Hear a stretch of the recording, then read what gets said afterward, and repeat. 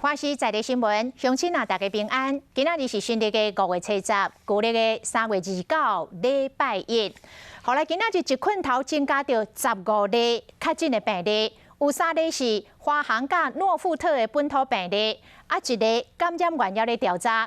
另外有11例是境外刷入，来听指挥官陈时中的说明。是境外移入，那3例本土，那1例感染源调查中。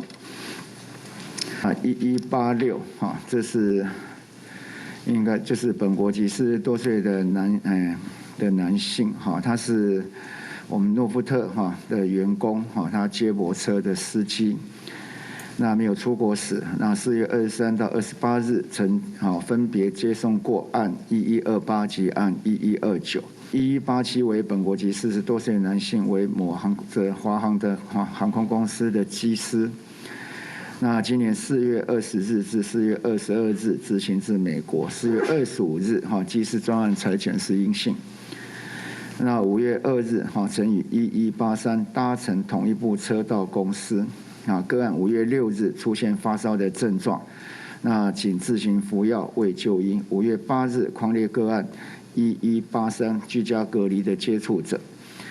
那同日个案因为有发烧的症状，那由卫生单位安排就医采检，那今日确诊 CT 值16。那按1199及按1200为40多岁的女性及10多岁的女性，这是按1105的同住家人那2人与另外1名家人于4月26日就匡列为居家隔离的对象。那当日采检、核酸检测及血清抗体皆为阴性。那2人在隔离期间没有症状。那5月9日进行隔离期满采检，那于今日确诊。